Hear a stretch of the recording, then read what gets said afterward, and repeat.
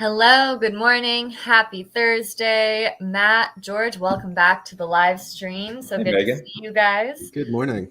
How are you Morning. guys doing today? Oh, it's great. Happy Thursday. Happy Get Thursday. get ready for some super cold weather and Yeah, snowstorms and madness here in the Northeast. So we'll see what happens. I think we already Exciting. discussed this, but I'm brushing off my flying saucer sled. After this, of course, not on Exactly. taking a So, break on company time. of course. Thank you all for being here again. And I want to thank our viewers, our regular viewers. Thank you for watching us. You're why we keep coming back. And new viewers, we're so happy to have you. A little bit about us. We are Valiant. We are a managed service provider. We are based in New York City, but we do have a national reach. Matt helpfully put our website, visit us, please, at thevaliantway.com. And if you want to learn more about us, and join the conversation by commenting on our YouTube channel, comment on our LinkedIn, and you can also watch our live stream via Twitter. Follow us at The Valiant Way. We see that you're watching us, and we love getting DMs about questions you have about a stream we put up or things you want to see. We're very responsive, and we want to make sure the content we're putting out, obviously it's already a specific audience we're working with, and we want to make sure your questions are getting answered. And I want to talk about what we're going to dive into a little bit today. First, I want to thank, last week we had a special guest, Matt, that you brought in, Tim Golden. He was great. And George. Hey, Tim. Hey, Drew. Hey, how are you guys? And it was a really great stream last week. And I think, George, it was really great to watch you and Tim discuss things you knew so well. And then this week, we are returning to the topic of cybersecurity and compliance versus compliance. Right. Yeah. Exactly. Oh, clickbait. Thank you, Matt, for the clickbait title. It was good. And once again, thanks, Tim, for last week. It sparked so many conversations internally for us, and kind of even sparked this topic a little bit because it came out of the streams of that. So I really appreciate you jumping on with us and being part of our stream and just working with us. So awesome. Yeah. So Megan, really let's keep moving. There's so much to cover today, I feel like. Yeah. So like I said today, we are talking about cybersecurity versus compliance. As Matt said, it's clickbait. We're framing it that way slightly to kind of get you in, but we're talking about what cybersecurity and compliance means to small business. And I think we're also talking about important distinctions between the two categories and also how they overlap and why they overlap. Right. The areas work together, as Matt said, he put it, not against each other. And we're only able to cover so much in our 30-minute time slot. But if you have any questions, please, again, reach out. We are happy to answer them. And Matt, to get us kicked off, I know you had a personal story, a personal anecdote that really can illustrate kind of where we're coming at this topic from. Do you mind? Yeah, of course. And kind of I was talking with Tim after last week's stream, which was fun. It went on so many different directions, and it ended up coming up with a bunch of ideas. But, I kind of look back at some of the work I've done in the past and came up with the first time that I encountered an issue around compliance. And it was 18 years ago. It was 2004. I was at my first job, and we were working on building an online education system. And the first version was fantastic. Worked with a really great company. I'm pretty sure the folks originally worked for Microsoft before starting their own dev shop. And when the time came for me to kind of assume responsibility over maintenance and stuff, I had a little kind of freak out moment when I saw an officer within the company with an RDP connection open to a SQL Enterprise Manager looking to see what kind of activity was going on in the system. In the meantime, seeing a lot of personal data on their screen. And I don't know, I think it's depending on the level of severity of something I see that I can't quite explain just yet. And, I was 23 at the time or something like that. So, not terribly experienced. I ended up sounding like Don Knotts in a room, just kind of going, oh, I don't know what's going on here. This doesn't make sense. And the whole thing. And everyone's just like, oh, boy. All right, this is bad. And we talked a little bit about the exposure of data and kind of just applying due diligence to someone else's information. And, that led me down the very early kind of like Google. It wasn't exactly as easy as it was to work with these days, but learned about COPA and the regulation, exactly what it entails. What's COPA, Matt? The Copacabana? Yes.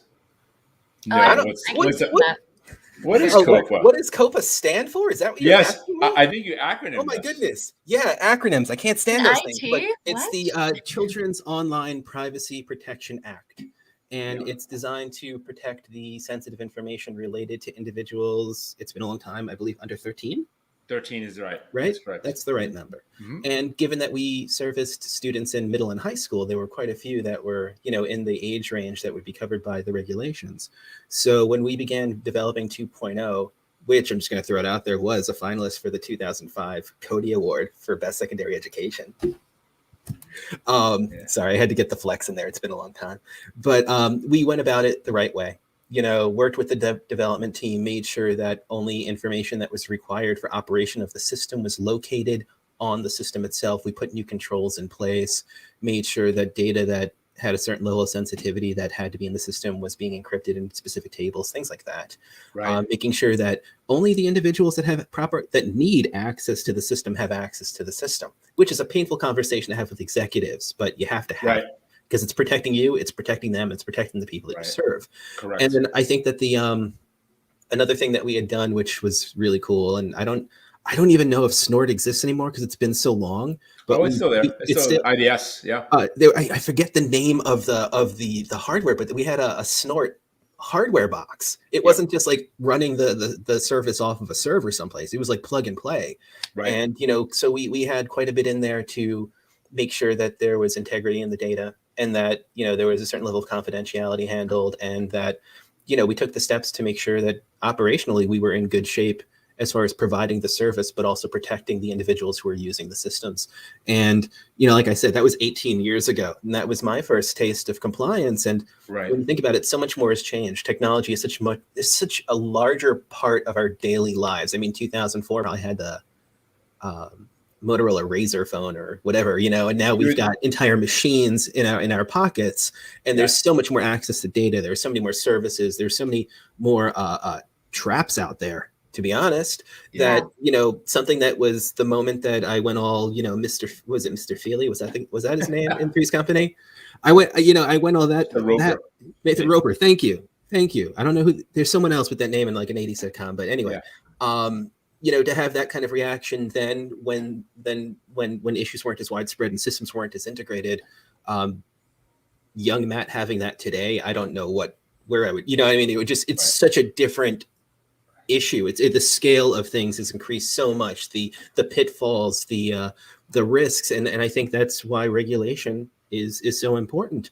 And compliance and cybersecurity definitely play a role. And, having told my story, George, I'd love to hear your take on cybersecurity first. Let's talk a little bit about that. Exactly. I think so many folks, and I work with a lot of clients who end up having to do a lot of attestations, a lot of audit, and that kind of falls into compliance, right? But really, there's a lot of cybersecurity work that needs to get done as well. And I really look at it as cybersecurity is a practice of implementing technical controls to protect the business assets. That's a kind of a very top level George, general definition. Do me a favor and define it again without the speed of a New York accent for everybody. Oh, I'm sorry, Matt. You hit the Queens, you hit the boy out of Queens, but you can't hit the Queens out of the boy. I tell you what, if you give us the definition slowly, I'll give you an O at the end of it. We'll keep the New York on. Settle down. Cybersecurity is the practice of implementing technical controls, software, systems, etc., to protect a business's assets, and its assets include systems, data, and people. So that's kind of a very general, very top level asset, very definition of it. Mm-hmm. But really, what it comes down to is it's a very technical thing. Cybersecurity is a technical job. Mm-hmm. You're doing technical controls. Mm-hmm. You're looking at putting in a password management system. Some of it's policy, obviously, and the policies inform the practice and the action. it's an active job you're doing internally to protect your assets, your things, your intellectual property, all the parts of your business. And I think that in the past, cybersecurity really fell into they have a firewall, they have antivirus, they have passwords. Then we're good, right? We have everything. And back in the days, not long ago, we would do cyber liability insurance would be able to be gotten at a fairly low cost for having those three things in place. And now, knowing what's happening in the world with this, the massive level up of attacks, the cost of an attack or a breach, it's become a thing that has gotten complicated and more and more difficult, and more necessary for our business to do.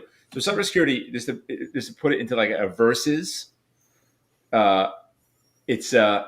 it's really literally the technical thing you do to protect your stuff. Yeah. Really simply. Yeah. And I think a really great way to put it is a really strong model that people use to describe cybersecurity that we have to use all the time. It's used by a lot of different systems and a lot of different frameworks. It's called the CIA triad, which stands for confidentiality, integrity, and availability. And we're going to go deep into those in a stream in the next part of this cyber compliance cycle we're working on right now. But just briefly stated, confidentiality measures designed to prevent unauthorized access to data and systems and understand the risks around the business risks around the sensitivity. Integrity will be consistent, accurate, and trusted data. We know that what is there is what it is. And availability is, keeping everything available to the staff and your teams and your clients and everyone when you need it. Yeah. It should be there when you need it and when you got to get it. So it's really important. So, CIA triad, we're going to go deep into it. Great way of understanding cyber. Yeah. So now that we kind of have an idea about cybersecurity, and we could spend hours talking about individual components of it, but as we're doing the overview, the next piece is talking about compliance. And last week we defined it, but I'll say it again. Compliance is a process of meeting third-party, industry, organization, customer, governmental, etc. requirements with respect to business operations that are aligned with laws or customer needs. A lot of this can be summed up in a term, and thank you, Matt, for putting this here. GRC. Thank you to Tim. He has an excellent skill in copying and pasting. Yes, he does. Thank you, sir. Very important skill. So everyone sees GRC kicked around, and once again, in our war against acronyms, GRC means governance, risk, and compliance. Yeah. And a lot of times, in most companies, especially as the company, a small medium enterprise, it really gets conflated with cybersecurity because people think that a pass-through policy, is a pass-through policy compliance? Is it cybersecurity? Is it risk? Is it any of these? What is it exactly? And so I think that compliance. A lot of ways I like to think about compliance is truly a business operational aspect and looking at it through the lens of the business, not just the technical controls. And thank you, Tim. That's a really great point. Checkbox compliance would no longer fly, and I agree with that 100%. You have to have the controls, you have to have the test to know that it's working. So, but let's talk about governance, risk, and compliance. What is governance, right? Matt, you want to jump in here? Just kind of I know you put a lot of content together, and so we talk about this constantly. So we do. Before you can even think about achieving any form of compliance for a business, you need to have plans. That goes with everything, right? Before you can do something, you need to know what it is that you're going to do. And I think that's a large part of what governance is about. It's the development of procedures to help you maintain specific outcomes within a business with respect to issues around compliance, due care. I don't express this in the most accurate way, but just doing the right thing by yourself and your customers. Right. I feel like that's like the most basic non-technical way to say it. Yeah. And, it can take on all different forms of activities within an organization. But at the end of the day, I think a lot of it comes down to creating policy and procedure that helps enforce what it is that you're trying to achieve. Yeah. Right. And documenting it expressing it and demonstrating it to the staff, your staff, and your customers, vetting it with legal counsel, so that you know that it's actually correct. And yes, eating your and living it yourself. Like if you try to talk to a customer about a governance framework, you should probably follow a similar or equivalent governance framework appropriate for your business. A lot of folks like talking the big talk, but they don't really do it themselves, as we all know in life. Yes. Yeah. Yeah, I mean, look, I tell people to get sleep and eat and take their vitamins every day, but unfortunately, my compliance level on that's fairly low. Yeah, your lack of sleep screen time before bed. Yes, no blue light. So the next one is risk, and I think risk is a scary word because risk is scary, but it's really like looking at and being aware of the things that can happen that could impact your operation. And risk could be something that is completely out of your control. So you're working on mitigating that risk, all the way down to is a coffee gonna make someone sick, whatever it is. Well, it's mitigation. It's understanding whether or not it's a risk that you're going to have to assume in some form. Right. It's making sure that you know how to respond to it in a way that's going to cause the least amount of damage. Right. And risk can come in many forms. I mean, when we're talking about these things, passwords and access points and attack surfaces, but sometimes, and I think this is an example that I used in a peer group that Tim had me in a couple of weeks ago.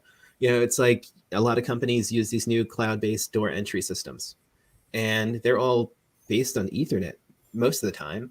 And if you're using one of those in the entrance to your business and I can unscrew the thing, I'm getting into your network. Correct. Like that is a risk, and it's not necessarily a risk everyone's going to notice unless that's something that they deal with on a daily basis. And I think that, that's a part of why it's important to have a third party get involved in this type of work. You need people that have a fresh eye of how your business works so that they can identify risks that you may not think about. I mean, think about how often do you write a document or an email or something and you look at it so many times, it looks great. And then you look at it 2 hours later, it's full of typos. It's because you're looking at the same thing over and over again. Your brain is skipping over it. You're not seeing it as a problem. Exactly. And I think those types of things, that type of like lack of oversight unintentionally can lead to a lot of risks being identified. Invite that in. You need to invite you have your own biases at all times, and you have to acknowledge everyone has your biases. And humans by nature think they're doing the right thing, even if they're not doing the right thing. There's so much to it.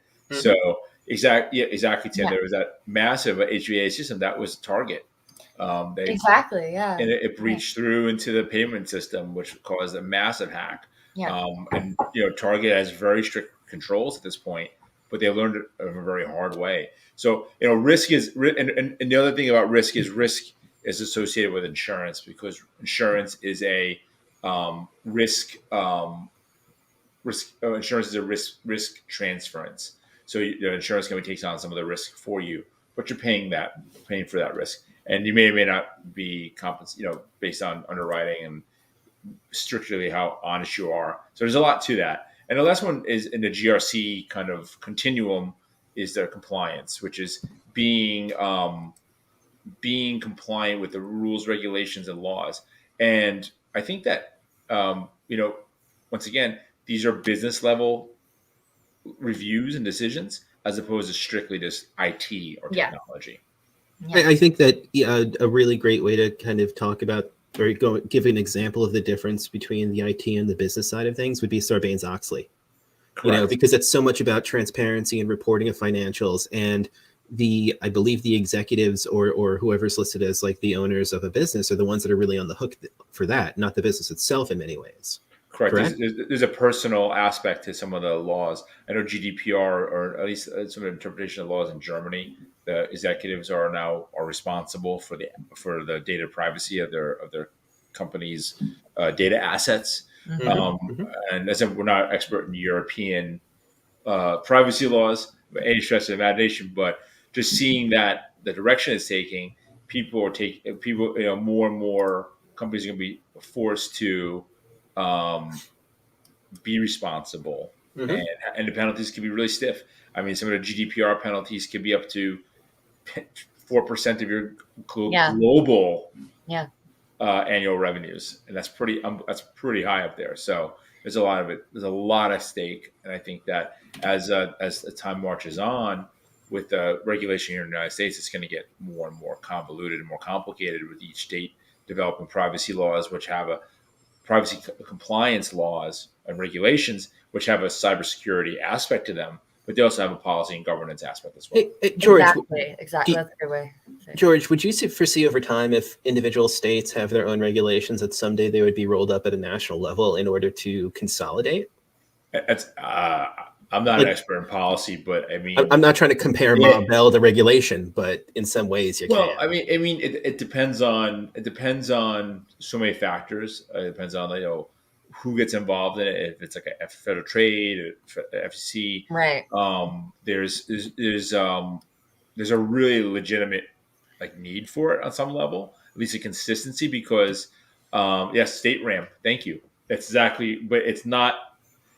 And there's FedRAMP and there's other laws, but they're not necessarily universal to all companies at all times, which I think, Matt, is what you're trying to say. Like here in New York, we have New York Shield Act, and the idea that there would be California's got their own and everyone else. And California's on a second version of theirs, right? Massachusetts has a law.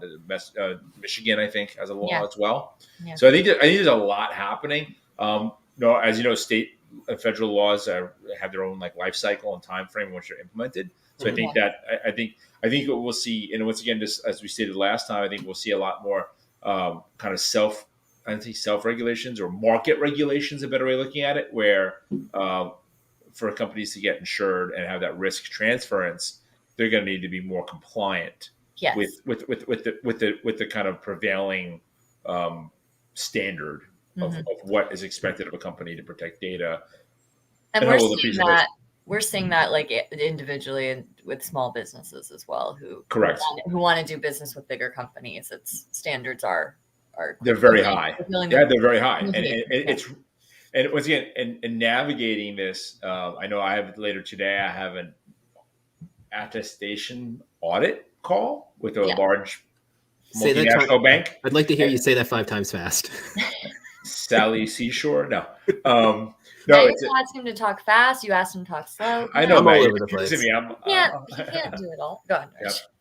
Exactly. So I think that we're seeing, these companies are going to be forcing more and more of this as they're working with their vendors, and as part of a great. Once again, that's another cyber and compliant kind of joint pieces, third party vendor management and review and controls, if that makes sense. Mm-hmm. So there's so much here, and I always get it's always complex because you start branching, and you want to be sure that you have an idea. So, but to kind of bring it really home and to put it into something that is really true is that compliance.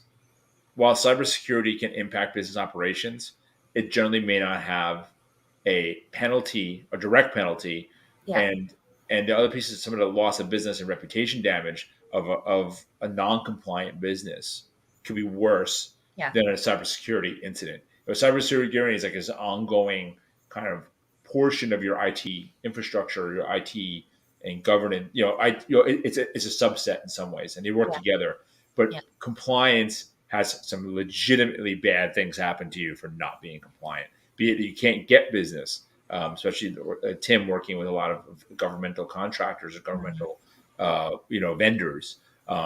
You may be exposed to legal action from your state's attorney general, and your company can be censured or penalized financially. Mm-hmm. And these are legitimate risks, and it's going to keep getting more and more complicated over the next couple of years. And I think it's there's a note here, but it says that it's not even really a choice anymore. If you're running a small business or any kind of business, you have to do your research, figure out what you need to do to be compliant, like what was said, to be a good actor in this space, but also so that you don't fall prey to but get penalized in these ways without even realizing you were on that path in the first place. It's a little overwhelming. So exactly. Well, I think that also we're all consumers of services and goods, and want to make sure that we know that the information that we're putting out to the companies that we do business with is secure. This conversation is just the other side of the fence, but I think that we've all been impacted by some kind of breach before. Oh yeah, I mean, how many times have you? I mean, you just go check. Have I been owned? I know. It's a great website. Like, start working here, and I was like, oh. I mean, have I been owned? If you start doing some dark web reviews of your email addresses, and so so it's like it's so true. And Tim, that's a really good point. Just to throw it up there, it's educating most SMBs. The executives and business owners don't know the risks that they're taking every day, and yeah. I'm sorry, I was going to say, but that was one of the things that came out of that experience that I shared earlier, is that I had this kind of panic about what I was seeing, and no one else was panicking because they didn't realize that was a problem. Yeah. You have to kind of educate to make sure that people understand what's going on, what could go wrong, what the penalties are. And this is not an easy topic to do that with, says the marketing guy. Right. It's also it's and unfortunately there's a lot of like fear around it. There's a lot of like vendors, and there's a lot of people who are like trying to scare people versus having conversations about like a graduated steps. And once again, I think like a roadmap. Is that what you're going at? Maybe like a roadmap. Maybe a roadmap, Matt. That'd be a good point. Okay. Just saying, there's a roadmap. But I think and I think that. Unfortunately, many business owners look at it as like a switch. You turn it on or off. I'm compliant. I'm not compliant. And reality is there's regulation compliance, but like to get there is legitimately a journey, because you're changing the way you do business. Yeah. You're changing the way you operate your business. And if you don't have that mindset to make that change, and or the understanding to know that some of those changes could introduce new efficiencies and benefits to your business. I think that's one of the things people tend to forget, is that you think compliance, you think expenses, you think avoidance of problems, but there isn't much focus on the benefits that you can get from it. And I think that it would be interesting for us to include that in a future episode as well. I think so. I mean, just imagine a well-documented process, which is what you need to deliver. For many compliance, they're always looking for documentation on a process. How many companies, I mean, Valiant included, where we're a small business as well, and there's so many things that are just done, and as you ask yourself, well, why are we doing this? And it's because we've always done it this way, or hey, this is how someone started doing it. So I think that having that process of, and this makes good business sense, and this is me putting my like business owner hat on, like really having that kind of openness to reviewing these things can help you in so many different facets. And I would love to actually talk about that, Matt. I think it's a great topic for a future. Yeah. Like I think that there's something there about allowing transparency and an understanding that this is about removing the fear of the conversation.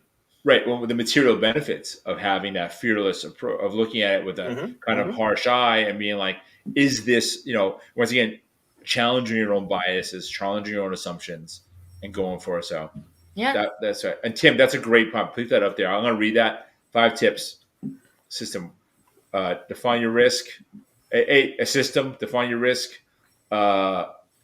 Define risk assessment and program review and policy strategy. Just constantly. And I think that is kind of reiterate that. Get started. Start with something, because it's like an exercise program. Like, just start walking. Yeah. Just start. It's really important. Yeah. So don't ignore it. It'll just get worse. Yeah, exactly. So I think I said this wasn't the most accurate title, the verses, but I think, and I love it, Matt. I love clickbait because it got me going. But I think that. I think that they're complementary, right? And that's really what we're trying to say. They're complementary things. They're different but complementary. It's almost like the age-old argument of disaster recovery versus business continuity. They're similar and they're related, but they're different. So, and I think that that's a really great way of looking at it, is that you have different. They serve different purposes at different times, but they're all working towards achieving the same end goal, which I think is great. So, as I said, we're talking a lot about these. This kind of put things in position. We're talking a lot about acronyms and also. And next week we're doing this really exciting acronym episode. So, continue our onslaught of destroying acronyms every day, especially in this industry, I'm because excited. they're so confusing. Yeah. And even myself, there's days I look up acronyms as I'm like, is it privacy or protection? Is it, is it act or system? What is it? Well, and I joined the company, in late 2019, and I remember early meetings just being like writing down every acronym that I didn't know and having to research it later. It's a lot. It's a lot. Exactly. So it's good to lift the veil on that a little bit. All right, so I guess we're gonna have a little bit of a acronym Thunderdome. Like 2 acronyms enter, 1 acronym leaves. Is that what's going to happen next week? An acronym bingo, sort of, I think. I know. Exactly. All right, guys. Well, thank you for your time today. Well, you know what? Honestly, I think that'll be a nice thing for us to do next week, content-wise, because I will say, and I mean, being very honest, it's not really the most exciting conversation to have or the topic to go over, but it's a very important one.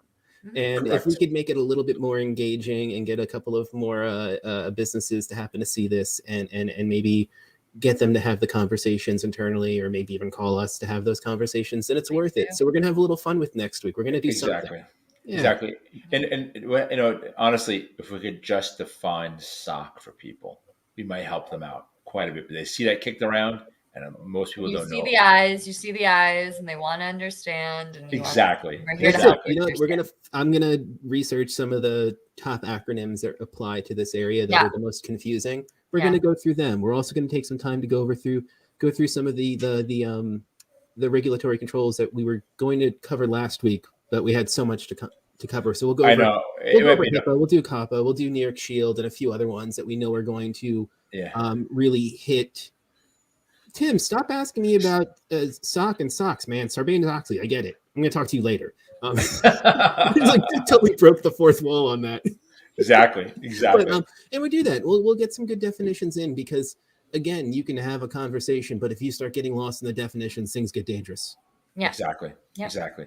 So. Well, I'll do our quick little just close out. I want to remind everyone, if you enjoyed our stream today, please hit that thumbs up button and subscribe. And again, as always, we're very accessible. If you have any questions, it's part of the CIA triad availability. Valiant applies it to their business model. But please send us a message and fill out our online question form. We're very responsive and we want to engage with you. And be sure to visit us at thevaliantway.com to learn more about us and our services. George, Matt, again, this was such a great topic and a really interesting to look at where these things overlap and how they actually are complementary and not fighting each other. Awesome. What a twist. Seriously. All right. Awesome, everybody. Have a great week. Stay safe. Bye, everyone. Thank you. Later. Bye now.